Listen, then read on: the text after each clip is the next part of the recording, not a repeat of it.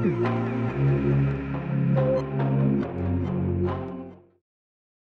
right, welcome back to the Weekly Rebalance with myself, Ethan Dunbar, and Nick Cargill. How you doing, Nick? Doing well. How about you? And doing pretty well. Can't complain. It's getting colder here in Ohio. I know, same here. We had a bunch of snow on Friday and yesterday, about 5 inches, really early for Virginia. Yeah, we've had snow on the ground for about a week now. I don't think we've seen the grass for about a week, so a little bit. We had a weird winter where it was very warm into November, and I think even in November we had some days early in the month that were in the 70s, and then all of a sudden, now we have it was like 8 degrees this morning. Like flipping a switch. I know. I feel like I lucked out on my time in Ohio because looking back on it, it really wasn't even that cold. There Yeah. were a couple. There were a couple weeks where it got really chilly, and then I think there was one small stretch over Christmas break where it was deeply negative, like temperatures were very negative, but I had gone Right. home to Virginia, so I didn't experience that. And then I came back up and it was back to normal. And there were only a couple big snows. So I feel like in terms of the years to move to Ohio, I got the good one because all the other times I've heard about it, I think, wow, that's a lot colder than I remember it, or that's a Yeah. lot more snow than I remember. Yeah, he timed it perfectly. Exactly. So awesome.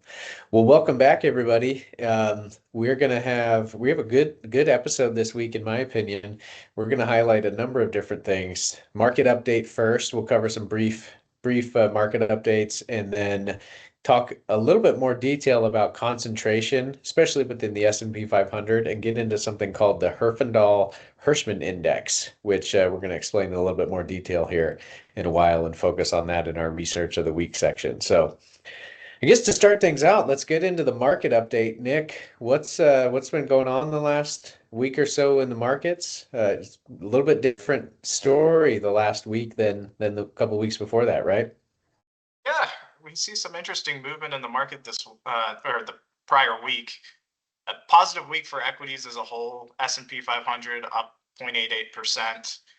The big thing that we noticed taking a look at major market indices was that growth outperformed value or more blend allocations. You see the NASDAQ composite was up 1.32% compared to the S&P 500's 0.88%.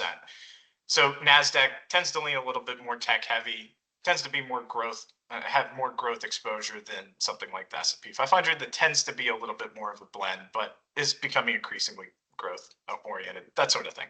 But just taking a look at that, and then even something like the S&P 500 Dividend Aristocrats Index underperforming relative to the S&P 500 last week. And while that may not come as too much of a surprise given what we've seen over the past couple of years, just between the performance of value and growth, over the past month or so, we've actually seen value outpace growth in a relatively meaningful way. We ran off a chart a couple days ago, taking a look at the Russell 1000 growth index versus the Russell 1000 value index over the past month, and saw value has pretty handily outperformed growth over the past month. So kind of subverting this little trend that we've started to see here recently. Again, we still like value in a lot of portfolios for a number of reasons. We'll probably get into a number of them later in the call today, but just interesting to note that again. Just I think we mentioned that on some of our earlier weekly rebalance calls, but wanted to note that because found that interesting. Yeah. Well, and when we're talking value versus growth, what the big growth names are? They're the names that everyone's thinking of. The Magnificent Seven, right? The Nvidias of the world, the Apples of the world, et cetera.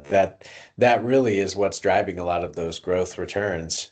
And that was what happened the last week. Yeah, Is that not correct?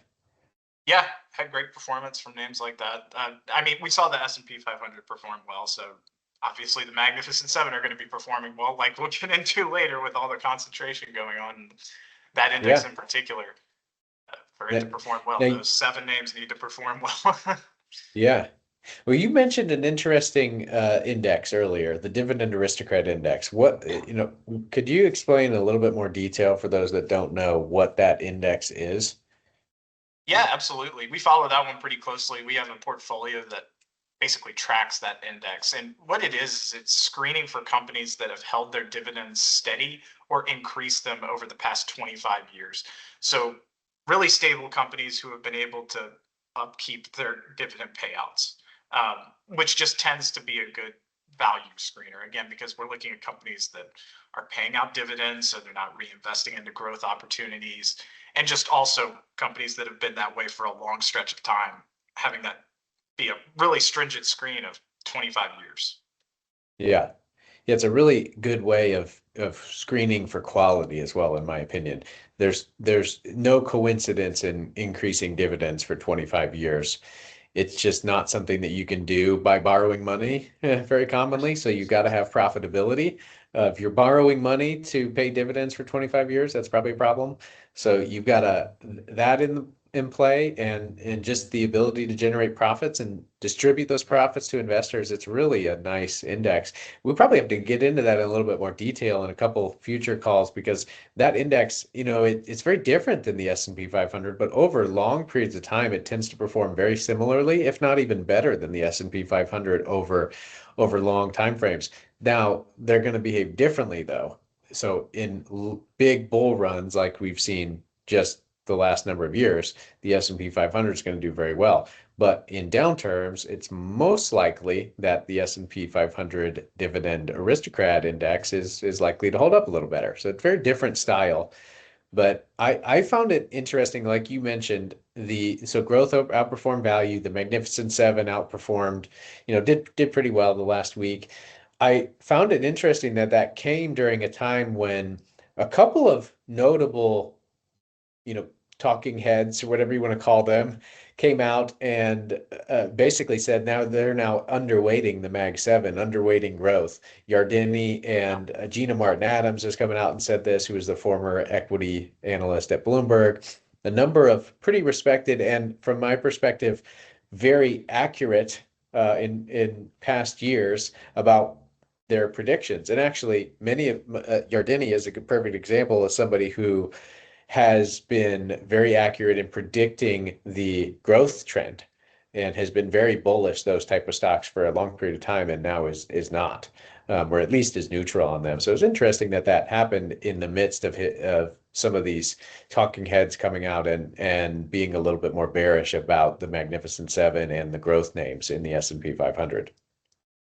It really was, and that's definitely been a growing sentiment. I think we've been pretty consistent on our value story earlier in the year, and there were a number of names that were also calling for that then as well, but that voice has definitely increased over the past couple months. And I found it Right. interesting too, because one of the best performers in the Mag 7 last week was Meta. And Right. a lot of that was in response to, at least I believe from doing a little bit of research on it, but in response to them pulling back some of the capex and some of the investment that they're putting into their high growth projects, some of the metaverse projects, that sort of thing. So Right. being a little bit more conservative in how they're spending capital resulted in a good price return for them for that week. So market's kind of liking that more conservative approach, it seems. Right. Yeah, absolutely. Well, what other updates? What other updates from this last week around the economy, from the Fed? What's been going on there? We've got a Fed meeting coming up here, which is a lot of the focus, likely to get some cuts.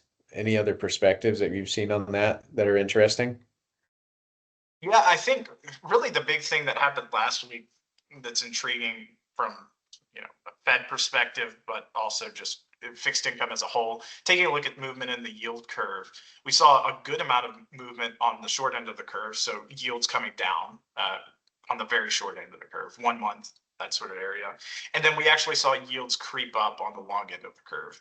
So just an interesting dynamic at play there, potentially expecting some more inflation coming from a cut in rates and further cuts in rates in the coming months. That would be reflected in the upward movement on the long end of the curve. And then on the short end of the curve, that's pretty much all in anticipation of a rate cut tomorrow. Right. I believe right now we sit at, for the Fed Watch tool, markets are expecting an 87.6% chance of a rate cut tomorrow. Yes. And we've stuck around that range here for a good amount of time. Poly market, I think, is about the same.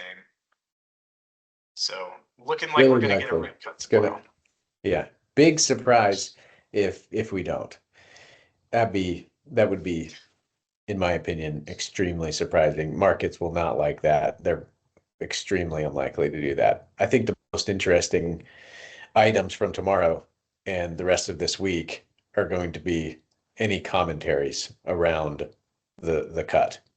And that's probably the most important thing. And in fact, in my opinion, in most situations, the commentary from the Fed is the most important element. And we it's a good thing to, kind of know what they're going to do and then forecast what they're going to do in the future. And I think our current, Powell, the current Fed's, chair has been very good at doing that, which is a positive in my opinion. Positive. He's done a really good job in my particular opinion. Maybe it's too early to judge him. Maybe he's like presidents. You can't judge him until, you know, 10, 15, 20 years later. But in my opinion, he's done a very good job of being steady, being able to, forecast what they're going to do so that there aren't surprises, because markets don't like surprises. And if we didn't cut this week or we cut by 50 basis points, the markets are anything other than what's expected is not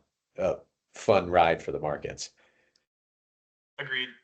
He has done a really good job of telegraphing good expectations for the Fed, what's actually likely, and that helps to keep markets in check and Yes. not run crazy with wild theories or anything like that. Yeah, absolutely.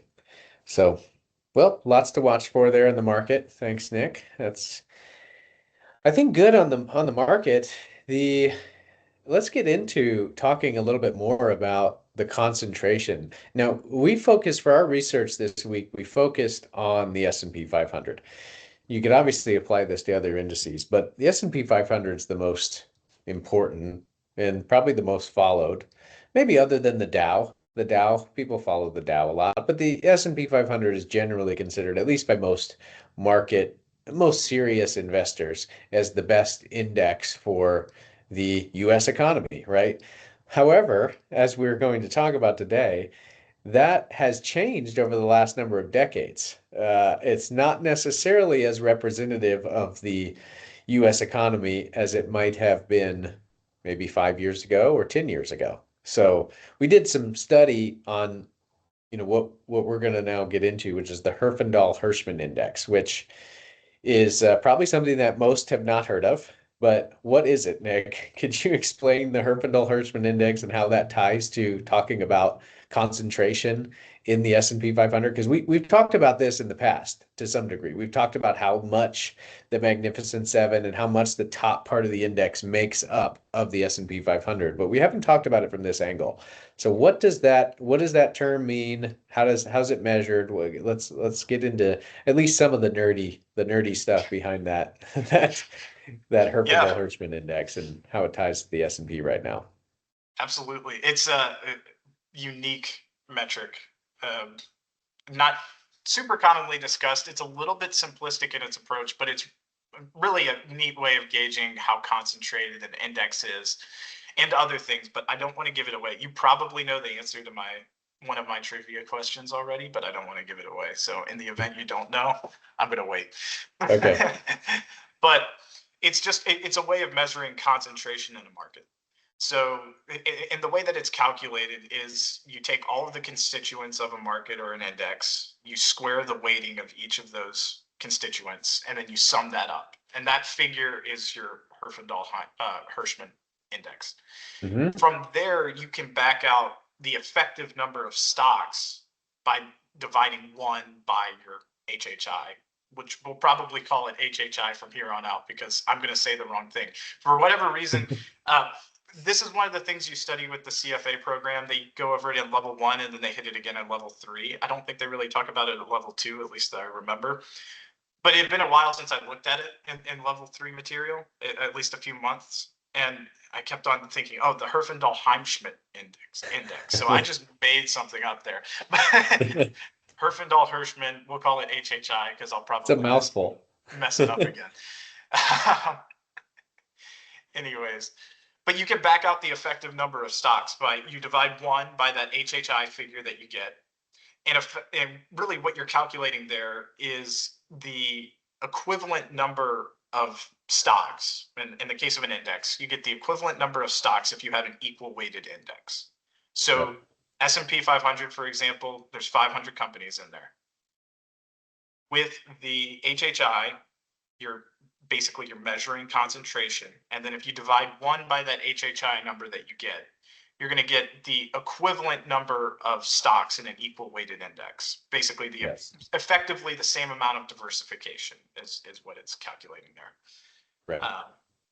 In an equal weight index. So really interesting to study, especially it gives you a nice, just succinct data point for measuring how indices have become increasingly concentrated over the years, as opposed to just looking at maybe the top 5 stocks and seeing, oh, well, it's increased. Apple used to be 3.5%. It was the top holding, and now it's 6%. That's a good data point, and that's a good way of measuring it's becoming more concentrated. But what's happening in the middle of that index, what's happening at the bottom, it just does a good job of summing up all of that movement in one concise figure, and then you can look into it a little. Yeah, so today, the Magnificent Seven, Apple, Microsoft, Amazon, Nvidia, Meta, Tesla, and Alphabet, they've been floating around 30 to 35% of the index, right? Yep. The top 2 sectors, infotech and communication services, make up more than 40%. And that's not all that many stocks, right? Think about it. That is not very many stocks. If you do the Herfindahl-Hirschman Index, the HHI, if you calculate it, the S&P has 500 stocks. It actually has a little bit more than 500 stocks. It's actually like 505. But 500 stocks, when you use that measure and apply it currently, what's the actual effective number of stocks in that index? Yeah, right now we're actually sitting at, this is as of 12/4/25, so it's a little bit out of date. But Okay. as of that date, we effectively had 45 stocks in the S&P 500. So the equivalent of 45 equal weighted stocks. Yes. Really 45.31, but we'll round it down. A lot less than most people would think. Yes. I think that that's something that most would underestimate. They think, oh, I own the S&P 500, I own 500 names. But think about it. There are so many names in that portfolio. If you buy just S&P 500 exactly, you have some names in there that are at 0.01% or 0.1, very small fractions of a percent allocated toward this. And I think it's hidden in, the ETF world. Nothing, I don't want to sit here and bash ETFs, but one of the things, that we really like here is the transparency of owning the individual stocks yourself, right? And one of the things that does is in a case where, let's say you were to have a portfolio of the S&P 500, and if you have an ETF there, you see, all right, I got one position. ETF, great. I know that owns 500 stocks, but did you realize it's really only 45 stocks effectively? But if you own all those individual stocks in there, you're going to see you have these tiny, tiny dollar amounts in these companies that have fractions of a percent allocated to them. And that has increasingly become, the case. And it wasn't like that. It hasn't been that like that forever. So the trend has been a much more concentrated index. And I think you even did some research on what does that look like today versus 5 years ago versus 10 years ago, and et cetera. So how has that changed over the last 5 to 10 years, or whatever period you did the research over, Nick? Yeah, we definitely have become more and more concentrated. So we were able to run this back 10 years because just sometimes getting market data can be a little bit funny. Finding the constituents within the S&P 500 20 years ago, while you'd think it would be really easy, that data gets expensive. So anyways, this is actually, we're using the SPY ETF, but effectively really similar exposure here to get these constituents out. Right. Anyways, in 2020, 12/31/2020, the S&P 500 effectively had 71 stocks in it. So we've gone from 71 to 45 in 5 years. In 2015, the S&P 500 effectively had 143 stocks in it. So it went from Wow. 143 in 2015, 71 in 2020, and 45 this year. Wow. It's really something. And I think the funny thing too is if you, I'm scrolling up to the top of my spreadsheet here, but in December of 2015, the top holding was Apple at 3.27%. Yeah. Huh. Yeah, very, very different. So, we've talked a lot about this stuff, and I think the reason we talk so much about it is because it is really important. How are people to apply that knowledge to their portfolio decision-making processes in, a case like we're here at the end of 2025 and the S&P 500 is as concentrated as it is. It's just something to keep in mind. If you're comfortable with effectively owning 40 stocks and you're comfortable with the behavior that entails, that's fine. Just it's something to be aware of. Until you peel the layers back and find that out, you might think that, oh, I have 500 stocks in there, which you do. They're market cap weighted, so it's not like the S&P is doing something insidious behind the scenes. They're market cap weighting the portfolio, and just the U.S. market as a whole has just become more and more top heavy. So that's resulted in more concentration. But it's just something to be aware of. And does your risk tolerance align with what the S&P is doing right now? Right. And then also, how convicted are you in those top names? I think right now, the top 10 names in the S&P 500 make up 40% of the exposure. Right. I think that was a number we ran off last week. Mm-hmm. Are you comfortable with that? That's a lot of concentration, especially in names that people are becoming increasingly a little bit hesitant about right now. A lot of people just, valuations are a bit lofty. They've ran for a good amount of time. Potentially there's some other winners out there or some other companies that are going to pick up steam here. So are you Right. comfortable with holding 40% of your portfolio in those 10 names? Yes.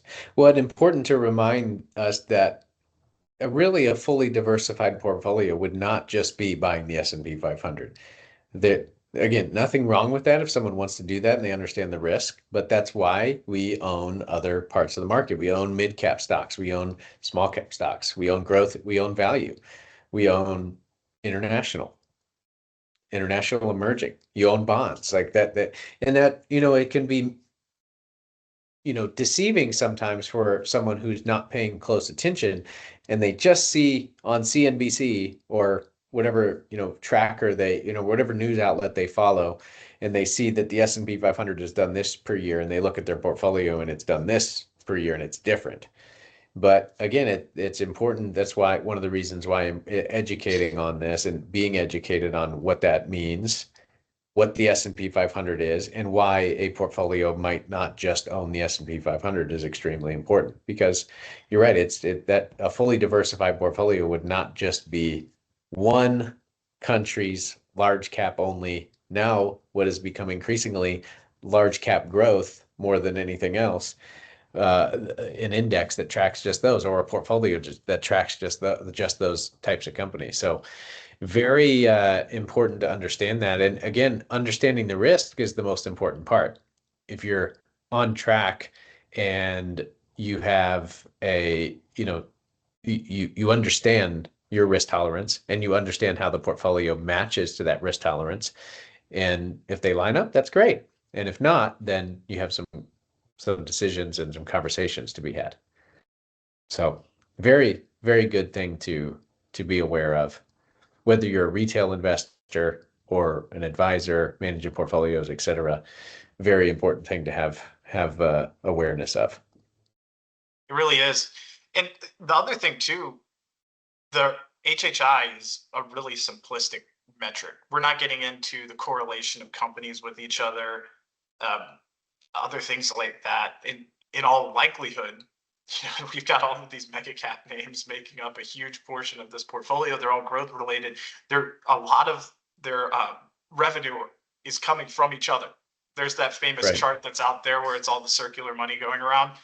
So Right. the correlation of the returns of those companies is likely very close. Now, I think all US equities as a whole probably have a pretty high correlation, but just all else being equal, some of those mega cap tech names might have a little bit more high correlation than others. So Right. increasing your risk, particularly when you have it highly concentrated in a portfolio. But Right.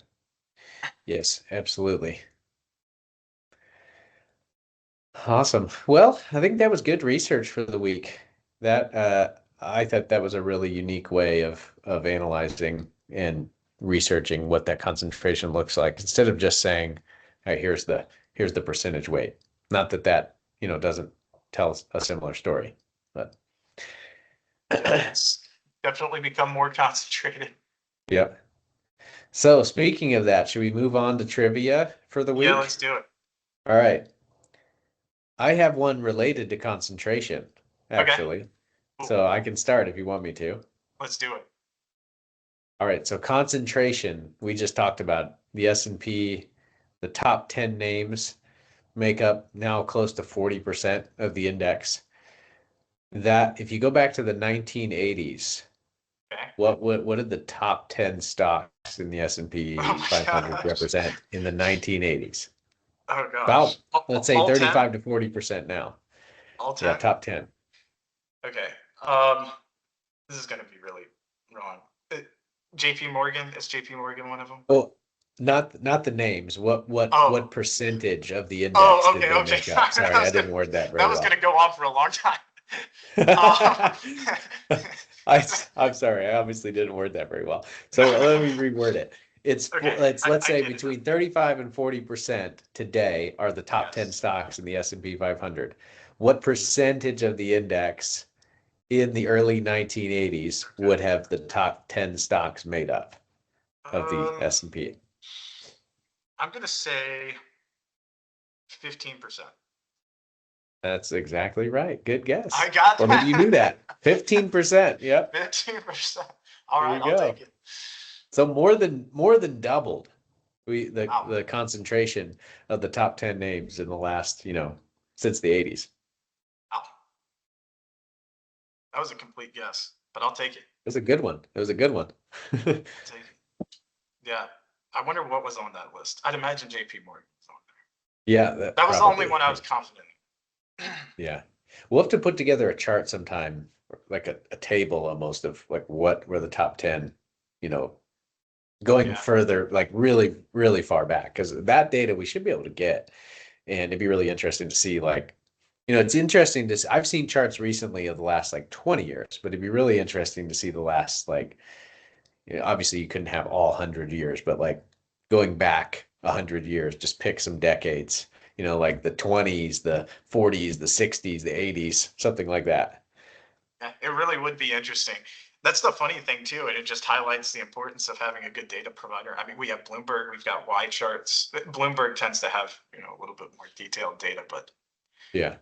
even just S&P constituents, Y charts for whatever reason, sometimes getting point in time data for constituents of an index. You Yeah. have a little bit of trouble doing that, but it's kind of funny.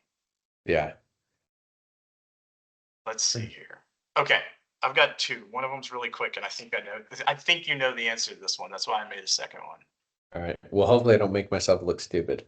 You wouldn't be stupid if you didn't know it. I have a feeling you probably saw this when you're prepping. What what else is the HHI used to measure? So it's used to measure concentration, but in what other application aside from index concentration is the HHI used? Um, well, I mean, you can apply it to like a portfolio, not just an index as Yeah, well. so that would be one thing, but it's actually, I think most of the time when you look up the HHI, you come across they use the HHI to measure this other thing. It's No, also I'm not measuring sure. concentration. It's just a different application. I'm not wording Yep. this question well. I'm not sure I know that. What is it? They use it to measure basically whether there's a monopoly present in a Yeah. specific market. Okay. Well, And for that makes that, they sense. don't use like the effective number of stocks. I guess you could back out the effective number of companies in a Right. market. They just use the raw data, the raw HHI, and they have thresholds. Interestingly enough, the cutoff for a heavily concentrated market, let's see, is they say 1,500 to 2,500 would be moderately concentrated. So that essentially that works out to 0.15. Depending on whether you square the weights as whole numbers or decimals, you either Right. get a decimal or you get 1,500. But essentially, what that boils down to is, let me make sure I don't want to look silly. Almost 7 companies. So Yeah. if you had an equal share of 7 companies in a marketplace, they would define that as the line for something to be a competitive marketplace versus a moderately concentrated marketplace. So Yeah. Different application to than in a portfolio, but that yeah, makes sense. Yeah. that's what, that is an interesting one. I feel like I did not give you a fair run at that with the way I worded that, but That's okay. it's a That's okay. weird one to ask. Okay, this one is a little bit more straightforward. All right. So we've been talking about market concentration. What was the first company to reach $1 billion market cap? $1 billion or $1 trillion? Yeah, $1 billion market cap. Apple would have been the first $1 trillion Yeah, company, right? you got that one. Yeah. Was the first $1 billion company? Yes. I'm gonna guess JP Morgan. It's related to JP Morgan. Yeah. Is it Bank of New York? No, Oh, no, no, related to JP Morgan. Okay, I it's got you. related. It's Uh, related to US. Charles Schwab, JP Morgan, and the Carnegie family. US Steel? Yes. Yep. Okay. US Steel in Makes sense. 1902. Or I think 1901 because they created the conglomerate in 1901. Yeah. But US Steel. That makes sense. yeah, really early. I wouldn't have expected $1 billion market cap for a one company because I think combined with all of their debt, preferred shares, and common equity, it was 1.4 billion Okay. in That makes sense. 1902. They did produce 67% of U.S. steel at the time, so it's Yeah. a big market share. I tried to find out what share of the market they made up at the time, and this like going back to 1902, trying to find the total market cap of the U.S. is just tricky to find. Yeah. Most estimates I saw, they said that the market cap of U.S. equities in 1902 was $10 billion. So Wow. they would be around 10%. 10%. Yeah, that's So we huge. haven't seen this. We've seen this concentration before. Yeah, definitely. It happens. It happens from time to time. It usually doesn't continue indefinitely. No, no. All right, I got one more question for you Okay. before we wrap up. All Yes. right, so we've talked about the concentration from the Magnificent Seven, but I'm going to use last year as the example, and then I'll tell you just some of the general data Okay. here afterwards. But if you remove the Magnificent Seven from the S&P 500, what happens to the index year annual return for the year? So using 2024 as the example, where the Magnificent Seven did phenomenally, right? The S&P 500 was up 24%. What would the S&P 500 minus the Magnificent Seven, what would the percentage return approximately have been? In 2024. Yep. So S&P 500 minus Mag 7 in 2024, how much would it have lost in return without those names? Oh, okay. 20, How much? I would say, um, hmm, I would say that it would return 8% without the Magnificent Seven. was pretty close, pretty close. Yeah. So it would have returned 10% 10%. without the Magnificent Seven. It would have lost about 14% of its total return for the year, which is, if you look at the last 5 years, I have 3, 4, 5 years here. The most years, if you take out the Magnificent Seven, it falls by somewhere between 10 and 15 percentage points. So very interesting. Like, so this year, so far, the S&P's up about 16% or so. Without the Mag 7, it would be up 7%. So loses, 9 plus percentage points. In 2023, the S&P was up 21. Without the Mag 7, it would have been up 8%. So lost quite a bit there. In 2022, the role reversed. So 2022, the Magnificent Seven sold off a lot, and we were down 18% in the S&P 500, but without the Mag 7, it was down only 12%. And 2021 was another year where it would have lost about, it went from 27%, almost 27% in the S&P to without the S&P, it was only up about 15%. So on average, losing about 10, somewhere between 10 and 15 percentage points per year for the last 5 years. And that's why we sit where we sit today, which is massive concentration compared to the last, decade or so in the S&P. So very interesting. Yeah, I mean, it really just feeds into itself with being market cap weighted. Yeah, exactly.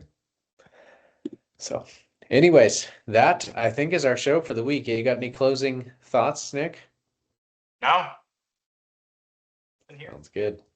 Well, I don't either. So we'll be back next week on Tuesday and with another episode of the Weekly Rebalance, some market update, and more research for everybody.